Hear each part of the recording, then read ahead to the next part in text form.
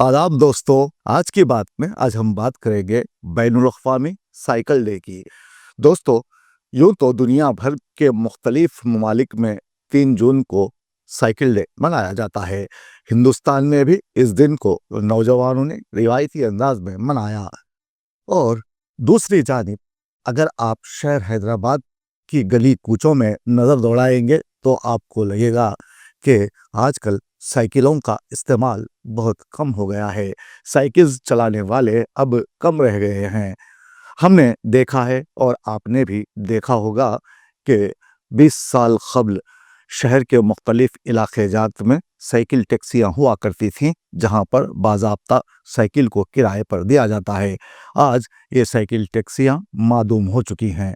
अब साइकिलों का सड़कों से गायब हो जाना और लोग मोटरसाइकिल पर जाने को क्यों तरजीह दे रहे हैं और साइकिल सड़कों से क्यों गायब हो गई है, ये जानने के लिए देखिए हमारे नुमाइंदे मोहम्मद फारूक की ये रिपोर्ट। साइकिल का नाम सुनते ही हमारे आगे अक़वाम मुत्तहिदा की जनरल असम्बली के वो तमाम 193 रुकन ममालिक आ जाते हैं जिन्होंने 2018 में 3 जून को साइकिल का आलमी दिन करार देने की करारदाद मुत्तफ़िक़ा तौर पर मंजूर की थी। तब से मुख्तलिफ ममालिक ये दिन हर साल बाकायदा मना रहे हैं। ज़्यादा अरसा नहीं गुजरा, यही कोई 20-25 साल क़ब्ल शहर हैदराबाद के मुख्तलिफ मोहल्लात में साइकिल टैक्सियाँ हुआ करती थीं, जहाँ पर साइकिल किराए पर दस्तयाब हो जाती थी। मगर वक्त का तेज़ रफ्तार पहिया इतनी रफ्तार से चला के साइकिल पहिए को बहुत पीछे छोड़ दिया और अब ये साइकिल टैक्सियाँ मादूम हो चुकी हैं। हमें अच्छी तरह याद है कि जब हम छोटे से थे तो हमने देखा है कि साइकिल टैक्सी वाले बच्चों के लिए छोटी साइकिल रखा करते थे।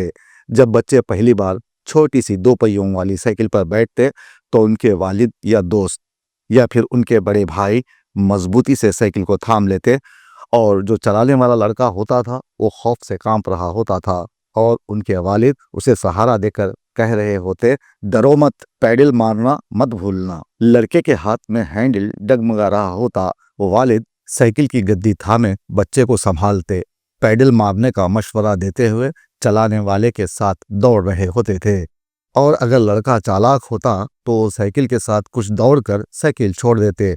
लड़का पैडल मारते मारते आगे बढ़ जाता तो वो एक जगह खड़े होकर फूली हुई सांस के साथ कह रहे होते कि शाबाश बेटा, सामने देखो, खुद को संभालो, घबराओ नहीं, सामने से कोई नहीं आ रहा, तुम्हें डरने की कतई ज़रूरत नहीं, मैं हूं ना। जिस मैदान में साइकिल सीखने का ये तजुर्बा हो रहा होता है वहाँ कई घरे भी होते हैं। कोई लड़का ठीक ढंग से हैंडल संभाल ना पाए तो धड़ाम से नीचे गिर जाता है। साइकिल एक तरफ, लड़का दूसरी तरफ, कई मर्तबा हाथ पैर जख्म हो जाते हैं। छोटी साइकिल सीखने के बाद बारी आती है बड़ी साइकिल की। छोटी साइकिल में माहिर होने के बाद बड़ी साइकिल चलाना आसान हो जाता है, जो लंबी मसाफत तय करने में मदद फराहम करती है। जब मैं साइकिल सवारी की बात कर रहा हूँ तो मुझे शकील अनवर सिद्दीकी याद आ रहे हैं, जिन्होंने बच्चों के लिए बहुत सारी कहानियाँ लिखी हैं, जिनमें एक कहानी सज़ा भी है। इस कहानी में वो अफसर खान को याद करते हैं जो साइकिल चलाने के लिए मशहूर था। वो मुल्क के मुख्तलिफ शहरों में अपना पड़ाव डालकर वहाँ किसी मैदान में एक दायरा बना देता और कई कई घंटे मुसलसल साइकिल चलाने का मुजाहरा करते हुए लोगों को हैरान कर देता। ऐसी खबरें उस वक्त अखबारात की जीनत बनती। फिर एक दिन मशहूर साइकिलिस्ट अफसर खान टाउन हॉल के मैदान पहुंचे और 120 घंटे मुसलसल साइकिल चलाकर खुद अपना गुज़िश्ता 100 घंटे का रिकॉर्ड तोड़ डाला। इस दौरान लोगों ने उनके गले में फूलों, नोटों और चिल्लर पैसों से बनाए गए हार डाले और उनकी बहादुरी को सराहा गया। बाद में ऐसे वाकयात को हमने फिल्मों में भी देखा है। फिल्मी हीरोज में पर्दे पर मुसलसल 2 दिन तक साइकिल चलाने वालों में मनोज कुमार और जितेंद्र काबिल जिक्र हैं। अब तो इन फिल्मों को कई बरस बीत गए, लेकिन बदलते वक्त के साथ साथ साइकिल का चलन जारी रहा। क़यामत से क़यामत तक नामी फिल्म में आमिर खान साइकिल चलाते हुए फिर एक मर्तबा साइकिल को सड़कों पर ले आए।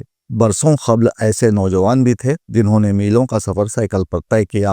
अब उनके नाम याद नहीं। आपने कभी साइकिल चलाई है तो ये बात आप बखूबी जानते होंगे कि साइकिल की सवारी और सियासत में हवा हमेशा مخالف ہی ملتی ہے۔ ہم نے بھی ذاتی طور پر یہ تجربہ کیا ہے کہ ہم سائیکل چلاتے ہوئے ایک سمت سے دوسری سمت کی جانب رواں دواں ہیں اور باد مخالف ہمارا راستہ روک رہی ہے۔ اسی طرح سیاستدان اگر کوئی بھلا کام کر جائے تو مخالفت میں اتنے دلائل دیے جاتے ہیں کہ اچھا کام کرنے والا سیاستدان توبہ کرنے پر مجبور ہو جاتا ہے۔ سائیکل سوار اگر نیا ہو تو اسے سائیکل کی سواری دنیا کا مشکل ترین کام لگتی ہے۔ وہ سوچتا ہے کہ جو کام وہ کر رہا ہے شاید ہی اس سے زیادہ مشکل اور پیچیدہ کوئی اور کام ہوگا۔ پیڈل ماروں یا ہینڈل سیدھا رکھوں، یہ ایسا سوال ہے جس کا جواب سائیکل چلانے والے خوب جانتے ہیں، لیکن پہلے سائیکل چلانے والا ہینڈل کو سیدھا رکھنے کے چکر میں سامنے دیکھتا ہے اور پاؤں پیڈل سے ہٹ جاتے ہیں۔ جب وہ پیڈل کو دیکھنے کے لیے نظر نیچے کرتا ہے تو تصادم کا خدشہ۔ اگر یہ دونوں کام کر لے تو پھر سائیکل کو توازن میں رکھنا اس کے لیے مشکل ہو جاتا ہے۔ ابتدا میں سائیکل چند قدم چل کر ڈگمگائے گی اور سوار کو نیچے پٹک دے گی، کبھی اتنی تیز رفتاری سے چلے گی کہ اسے روکنا مشکل ہو جائے گا۔ بالآخر وہ کسی درخت سے ٹکرا کر ہی اس کو روک پائے گا یا پھر کسی کی ٹانگوں میں گھسا دے گا۔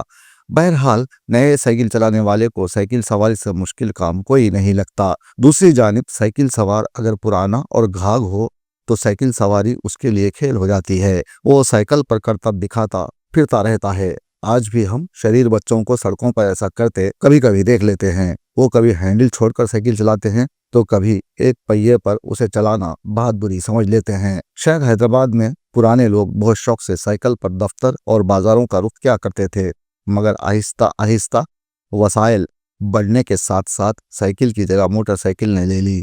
جب یہی موٹر سائیکل لون پر دستیاب ہونے لگی تو لوگوں نے سائیکل لینا بالکل ہی بند کر دیا۔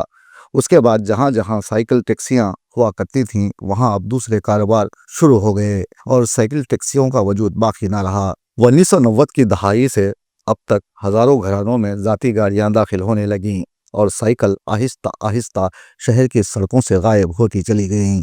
لیکن اچھی بات یہ ہے کہ گزشتہ کئی سالوں کے دوران لوگوں میں ماحولیاتی تحفظ اور صحت کے بارے میں بڑھتی ہوئی بیداری کے ساتھ ساتھ سائیکل واپس سڑکوں پر آ چکی ہے، تاہم اس کا رنگ روپ تبدیل ہوا ہے اور یہ رنگ برنگی ہو گئی ہے۔ اب اسے چلانا فیشن بنتا جا رہا ہے، لیکن پہلے اس کا استعمال ضرورت کی تکمیل کے لیے ہوتا تھا۔